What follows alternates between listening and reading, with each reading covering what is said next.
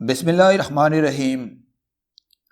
السلام علیکم ناظرین، آپ میرا یوٹیوب چینل دیکھ رہے ہیں حقیقت پلس۔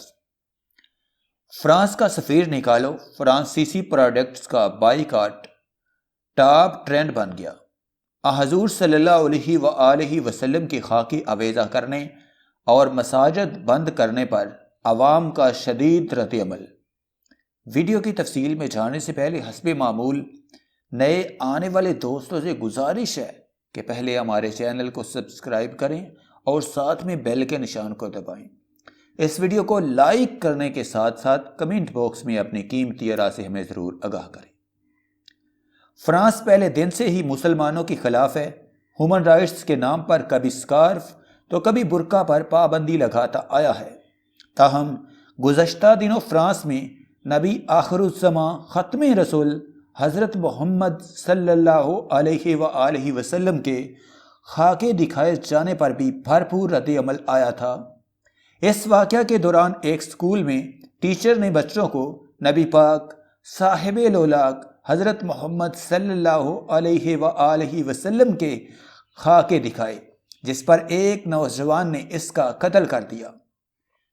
اس کے رد عمل میں فرانس حکومت نے پورے ملک میں مساجد اور مدارس بند کرنے شروع کر دیے اور فرانس حکومت نے مسلمانوں کے خلاف بیان دینا شروع کر دیے۔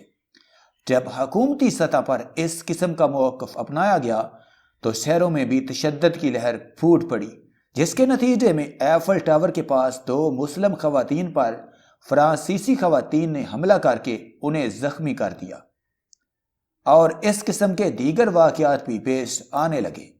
حکومتی سرپرستی میں فرانسیسیوں کا رد عمل اس قدر شدید تھا کہ ان کے ایک بڑے پلازے کے فرنٹ پر نعوذ باللہ حضور نبی پاک صلی اللہ علیہ وآلہ وسلم کے خاکے آویزاں کر دیے گئے۔